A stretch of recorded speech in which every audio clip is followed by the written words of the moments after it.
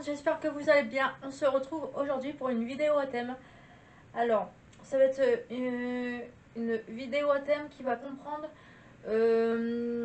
plusieurs parties. Voilà, plusieurs parties. Donc, quand je dis plusieurs parties, c'est plusieurs vidéos sur plusieurs semaines qui va parler d'un thème spécifique parce que je juge important au vu de ce thème, de bien faire la différence entre les différents chapitres, on va dire, pour bien comprendre ce thème.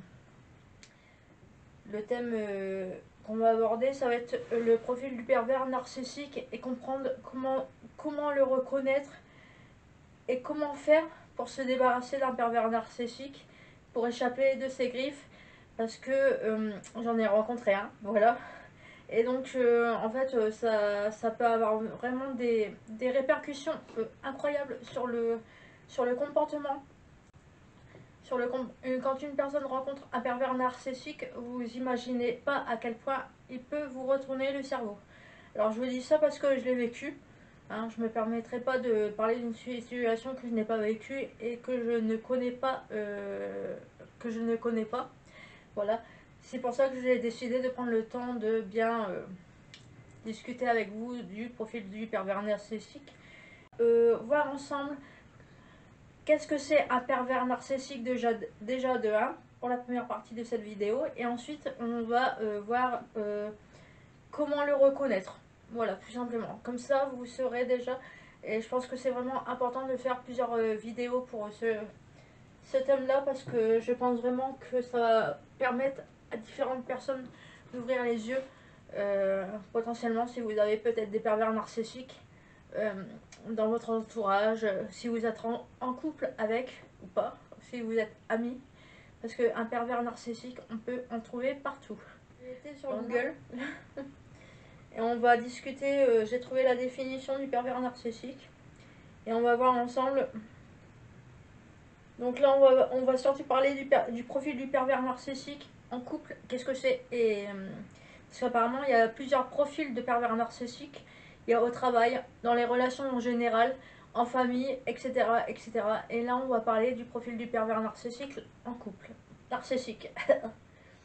C'est parti. Alors, qu'est-ce qu'un pervers narcissique?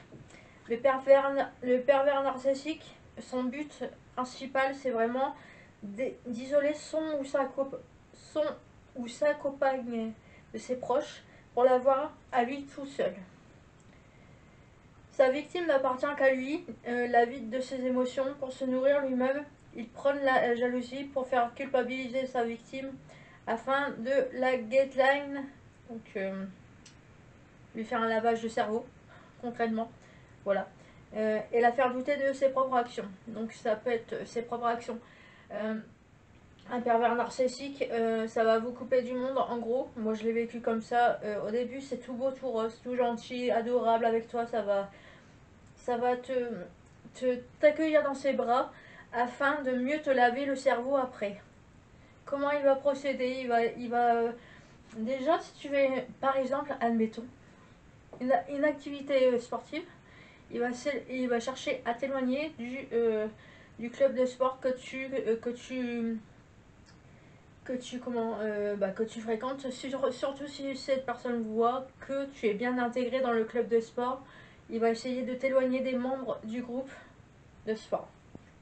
Si tu fais admettons, une activité, coloriage, lire ou autre, il va essayer de te dire non, ne fais pas ça. Ne fais pas ça, viens, on va faire autre chose. Petit à petit, indirectement, en fait, comment dire, il t'éloigne indirectement en te proposant d'autres trucs, mais pour mieux, à long terme, te laver le cerveau. Voilà, en gros, c'est des exemples que je vous donne, hein, mais sincèrement, enfin, je pense que pour comprendre correctement, il faut vraiment le vivre.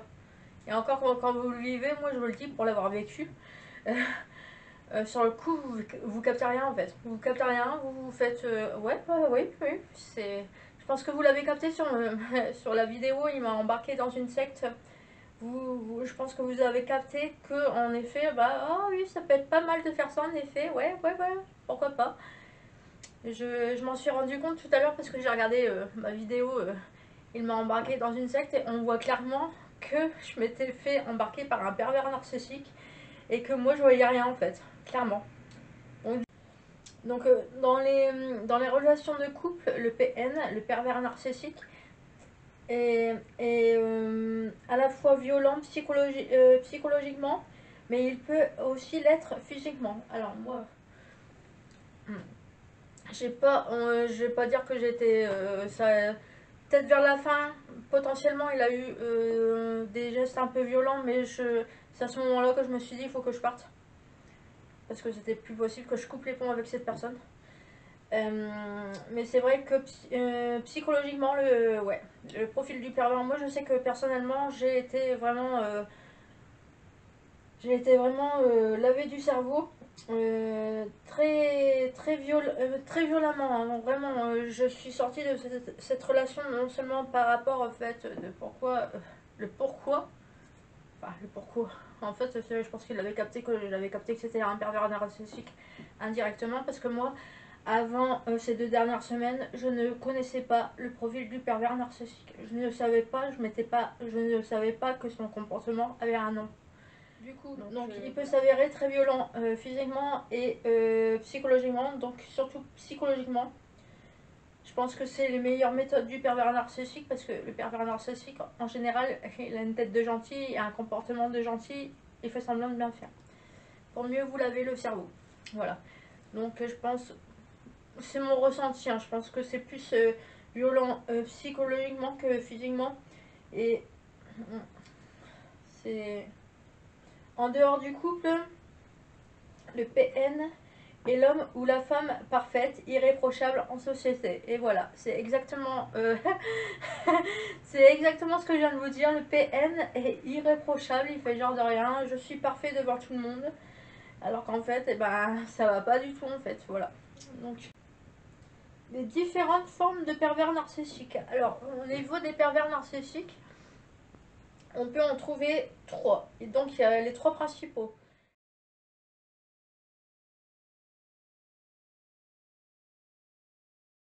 Pervers narcissique manipulateur. Alors, technique de manipulation. Le pervers narcissique manipulateur utilise surtout des méthodes de manipulation psychologique et mentale. Donc, moi, je pense que j'ai eu affaire à un pervers narcissique manipulateur, je pense, au vu de ce que je vous ai résumé là un petit peu avant. Donc, pour enfermer son piège sur la victime. Alors, on va voir ensemble si vraiment c'était un pervers narcissique de manipulation. On va voir ça. Alors, le gaslighting.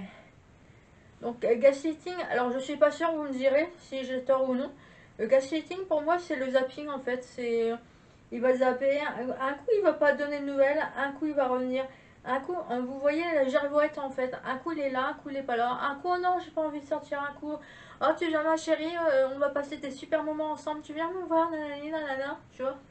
En gros, pour moi, le gaslighting, c'est ça. La culpabilisation affective et émotionnelle. Il évoque sa jalousie, son passé, ses blessures personnelles, etc. Il fait perdre confiance en sa victime à tel point qu'elle doute de elle-même, de sa propre santé mentale, de ses qualités humaines, etc. Alors oui, le pervers narcissique, faites attention parce que le pervers narcissique, ça, je vous le confirme, et avec le recul, je me suis rendu compte que des pervers narcissiques, j'en ai pas rencontré qu'un dans ma vie, malheureusement. J'en ai rencontré plusieurs, mais leur comportement, je ne pouvais pas donner de nom dessus. Alors attention, c'est des personnes avec qui j'ai des proches, avec qui je pensais, comment dire, avoir des affinités, on va dire ça, comme ça, un peu spéciales. C'était pas de l'amour, c'était pas de l'amitié, c'était des affinités un peu spéciales. Et en fait, en y réfléchissant, je me rends compte que les pervers narcissiques, leur proie principale, ce sont des personnes qui sont vulnérables. Donc des personnes qui sont vulnérables, qui sont hypersensibles et qui sont faibles, entre guillemets, émotionnellement parlant, et qui sortent de situations un peu délicates et qui sentent que elle est facile pour se faire laver le cerveau. Voilà. Alors moi personnellement, le pervers narcissique que j'ai pu rencontrer, il fuyait, il fuyait tous les conflits. Dès que je disais il y a un pet de travers, tu vois, bah oh non mais moi non non non mais pourquoi tu cherches toujours à rentrer en conflit? Viens on va sortir un petit peu, viens on va là-bas, genre il change de sujet, tu vois. Bien dire ouais non mais toujours tu vois toujours le négatif. Euh, tu t'es jamais contente, on dirait que je te fais jamais plaisir et tout ça, nanani, nanana, etc., etc. En cas de conflit, si la victime parvient à trouver la force d'entamer une dispute et de se plaindre la situation, le manipulateur de la situation, le manipulateur peut se mettre en position de victime. Voilà, position de victime, on y est. Voilà, comme je viens de vous le dire. Et pleurer, se justifier de ses actes par son passé. Ah oui, bah c'est exactement ça. Après, je vais pas parler de son passé à cette personne-là parce que j'ai pas envie non plus de trop l'afficher. C'est pas mon but. Et donc, oui, en effet, ouais, il parlait beaucoup de son passé. Et puis, arrivé à un moment, j'étais, ouais, c'est vrai que t'as changé, tout ça. Non, bah, c'est pas grave, vas-y, on passe au-dessus de la dispute. Mais vous voyez, le but d'une dispute, c'est quand même de dire ce qui ne va pas et discuter de ce qu'on ressent, ce qui ne nous plaît pas, en fait, vous voyez. Mais vous voyez, en fait, quand tu es en couple et que petit à petit, tu gardes pour toi ce qui ne va pas, arrivé à un moment, tu exploses ou tu te remets en question toi-même, en fait, tu vois. Et en fait, moi, arrivé à un moment, tellement on va dire, j'ai commencé à culpabiliser, on va dire, à me dire que c'était moi le problème et tout ça, que ça n'allait pas. J'ai commencé à me remettre en question sur si c'était moi le problème au mois de mars 2024. Voilà. Et après, avec le recul, ben, je me suis rendu compte que non, c'était pas moi le problème en fait, pas du tout. Mais qu'on a essayé de me faire croire que c'était moi le problème. Voilà. Alors, il s'est fait passer, il a eu ces deux points-là. Il s'est fait passer par une victime et après il disait que c'était de ma faute en fait, que j'étais méchante, que j'étais jamais contente, je suis toujours en train de râler. À la fin de notre relation, pour dire ah ça y est, tu vois, il me disait ouais ah, bah ça y est, t'es encore en train de râler. Bah ouais, bah je suis pas contente, je vais pas t'applaudir en fait.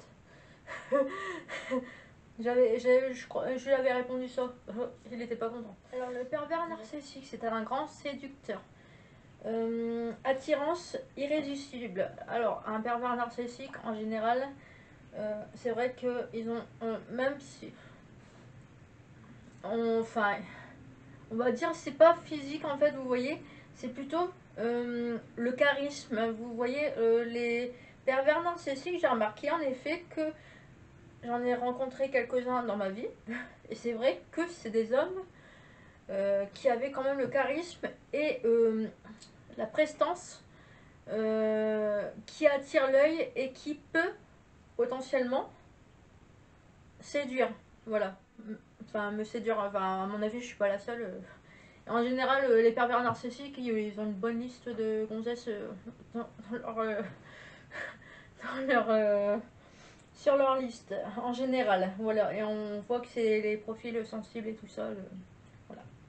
Donc, il semble parfait tant physiquement, intellectuellement et moralement. Voilà, c'est exactement ce que je viens de vous dire.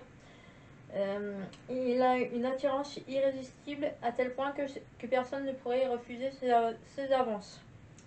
C'est l'homme parfait, pourquoi ne pas lui faire confiance? Bah voilà, c'est exactement ce qui s'est passé pour moi quand j'ai fréquenté ce pervers narcissique. C'est exactement, je me suis dit pourquoi ne pas lui faire confiance. En plus, il avait euh, tout, les passe-temps, façon de faire et tout ça, de vivre et tout ça d'un profil, d'un homme parfait. Et c'est vrai, on va pas se mentir, la fille, bien même s'il y a des hommes qui regardent ces vidéos, parce que je sais pas trop au niveau des profils de pervers narcissiques, si ça existe aussi au niveau des femmes, je peux pas vous dire, mais c'est clair que quand une femme ou un homme a du charisme, euh, présente bien et a une vision des choses et une façon de vivre qui est quand même, comment dire, qui donne envie, vous voyez, bah, on aurait tendance à faire plus confiance à ce profil de personnes qu'aux personnes qui n'ont pas d'ambition, qui ont toujours la tête baissée, qui sont toujours en train de crachonner, qui sont toujours en train de se plaindre.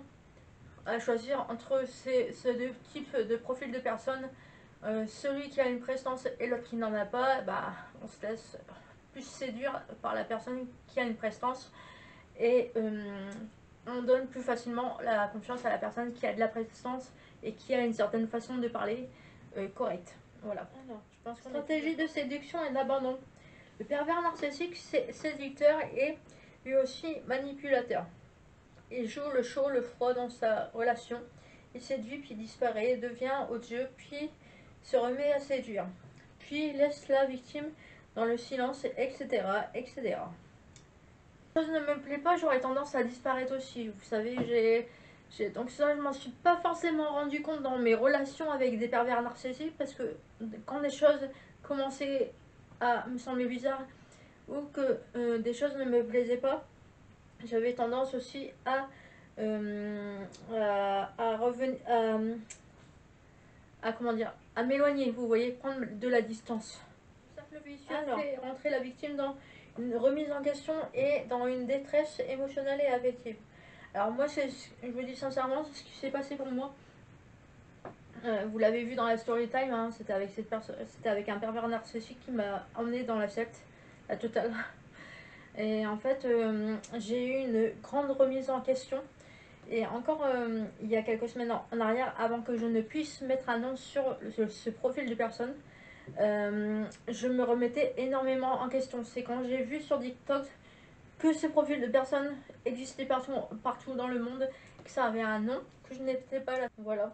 Et donc, le pervers narcissique punitif. Châtiment et représailles. Le pervers narcissique punitif joue avec la peur de sa victime. Alors moi, c'est pervers narcissique. Vous l'avez compris, donc dans la story time, il m'a embarqué dans une secte. Clairement, si j'allais pas dans son église à lui, ben en gros il me quittait, vous voyez. Donc voilà, c'est vraiment dès le début en fait, j'aurais pu voir que j'avais un pervers narcissique avec moi. Et en fait, j'ai pas capté en fait, parce que je ne connaissais pas ce profil de personne. Et donc voilà, le châtiment, moi c'était punitif. Ben, en gros, tu vas pas à l'église avec moi, je te largue en fait. Voilà, je te fais culpabiliser parce que tu fais pas ça ou tu fais pas ci. Voilà. Donc, le pervers narcissique punitif joue avec la peur de sa victime. Donc, moi j'avais peur de me retrouver seule. Il lui donne des ultimatums et fait constamment des menaces. Donc voilà, comme je viens de vous dire avec l'histoire de l'église. Avec en conséquence des représailles qui sont violences physiques ou psychologiques, ou alors des actions désagréables. Si tu ne rentres pas à telle heure, je m'en vais. Alors moi, le pire truc qu'il ait pu faire, c'est... En fait, il faut savoir que pendant toute cette période, il me disait toujours de venir dans son lieu de travail, où je restais des heures et des heures avec lui. En fait, lui, j'étais sous son emprise parce que je regardais bien toutes les heures que j'ai passées avec lui sur son lieu de travail. Et ben, c'est des heures que j'aurais pu passer à bouquiner, à me promener, à colorier, à sortir avec mes amis. Donc lui, en fait, il me tenait sous son emprise et je m'en rendais pas compte. Et le pire truc qu'il ait pu faire à la fin de notre relation, c'est genre, il m'a dit, non, Marion, je veux pas, tu dégages de mon lieu de travail. Alors, après 1 an et demi, où il vous dit tout le temps, tous les jours, viens Marion, viens me rejoindre sur mon lieu de travail. Et au final, 1 an et demi après, il te dégage tel une grosse merde, il te jette sur le trottoir. Mais vraiment, il m'a jeté sur le trottoir, en plus, il pleuvait. Ça fait, bah, je vous dis sincèrement, ce jour-là, j'ai pris une douche froide, hein, clairement. Et ça m'a fait vraiment bizarre. Voilà. Et c'est à partir de ce moment-là où je me suis dit, mais punaise, c'est pas possible en fait, tu me dégages pas comme ça, c'est pas possible, tu ne fais pas ça en fait. Et je pense que c'est à partir de là où je me suis dit que, ouais, vraiment, j'étais tombée sur un profil de personne qui a vraiment des soucis psychologiques et que c'était pas moi le problème en fait. Et c'est à partir de ce moment-là où j'ai fait le. À partir du jour où il m'a dégagé de son lieu de travail, j'ai fait le silence radio. Parce qu'en fait, le jour où il m'avait dégagé de son lieu de travail, on était amis. Voilà. On était dans la relation amicale, on avait décidé de rester amis. Donc il m'a dégagé, et quand il m'a dégagé comme ça, moi j'étais non, c'est mort.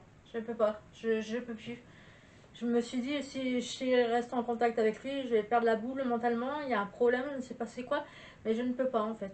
Je me sentais mentalement, moralement, déjà qu'il m'avait quitté pour une histoire de secte qui se suis lavé le cerveau, et en plus me faire balancer telle une grosse merde sur le trottoir, moralement, c'est vrai, ça a été très violent pour moi. Surtout quand on voit que les clients me disent toujours bonjour et tout ça, et croient qu'on est toujours ensemble. Donc voilà, ça c'était une sorte de punition. Hein, vous voyez, le fait de me dégager de son lieu de travail, le fait de me quitter parce que je ne voulais pas aller dans sa secte. Voilà.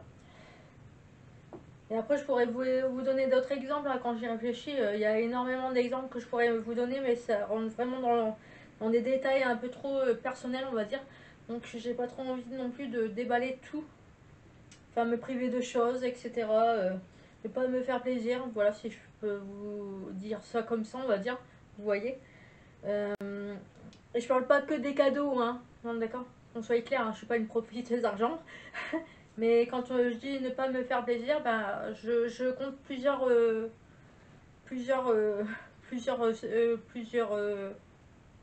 exemples, vous voyez. Je pense que vous avez compris, à mon avis, si vous avez déjà eu, enfin, vous savez comment faire plaisir à votre femme, ou vous savez comment faire plaisir à votre homme. Et donc, moi, ces plaisirs-là, je ne les avais pas en fait. Moi, je lui faisais plaisir, mais lui, non. Je pense c'est à elle d'agir, voilà, comme je viens de vous dire, ou plutôt ne pas agir pour maintenir le bien-être de sa relation avec le pervers narcissique. Mais en réalité, le PN punit sa victime grâce aux menaces psychologiques et qui l'empêchent d'avoir son libre arbitre. Voilà, c'est exactement ce que je viens de vous résumer avec mon vécu à moi. C'est vraiment, ça me chamboule vraiment. Je vais pas me dire ouais j'ai été conne et tout, mais bon ça me chamboule de voir que je sais pas comment ce genre de profil peut exister en fait. Je ne comprends pas. La victime peut alors vivre une situation de stress et d'anxiété, comme je vous ai dit, constante, et peut même sombrer dans une dépression ou un délire psychologique, doutant de sa propre identité et de ses propres volontés. Voilà, exactement. C'est exactement ce qui s'est passé pour moi. Moi, je vous le dis sincèrement, j'ai mis du temps à comprendre. Là, je me sens mieux parce que j'arrive à mettre un nom sur ce qui s'est passé pour moi. Mais je vous dis sincèrement, de fin novembre, ouais, mi-novembre, quand j'ai commencé à avoir ma période de stress, jusque, on va dire, aux alentours du 10 janvier, voilà. Donc c'est vraiment très récent où j'ai ouvert les yeux. J'ai eu une période de environ 2 mois où j'étais en stress, j'arrêtais pas de pleurer, je me disais c'est ma faute et tout ça. J'étais vraiment pas bien, mais vraiment, hein, je me suis relevée d'une vitesse quand j'ai compris que j'étais avec un pervers narcissique, et quand j'ai compris que c'était pas moi le problème. Je me suis relevée assez facilement et ça m'a fait du bien de pouvoir mettre un nom là-dessus. Et mais je vous avoue que franchement, j'aurais pas capté que ce genre de cas psychique existait. Je pense que à l'heure où je vous parle, de toute façon, ah bah non, vous l'avez pas vu parce que j'étais en post sur YouTube, j'avais plus d'appareil photo. Je pense que à l'heure où j'aurais pas capté, je pense que sincèrement, au niveau des vidéos, vous l'aurez ressenti. Déjà, à la fin d'année, sur mes dernières vidéos, on voyait qu'il y avait un problème. Ça se voyait. Si vous me connaissez ou si vous êtes réceptif au niveau des émotions, quand quelqu'un ne va pas bien, on le voit dans le comportement sur les vidéos. Je pense que vous avez peut-être, vous avez capté qu'il y avait un souci. Donc voilà, c'était par rapport à cette histoire. Donc pour cette première partie, la première partie est terminée de la catégorie du pervers narcissique. La semaine prochaine, maintenant que je vous ai bien expliqué ce que c'était, la semaine prochaine, on verra comment se débarrasser d'un pervers narcissique et comment s'en débarrasser, tout simplement. Voilà. Donc écoute, c'est la fin de cette vidéo. N'hésite pas à liker, à t'abonner, à commenter, à envoyer un message. Je te réponds, il n'y a pas de problème. Et voilà, écoute, je te dis à la semaine prochaine, et puis salut!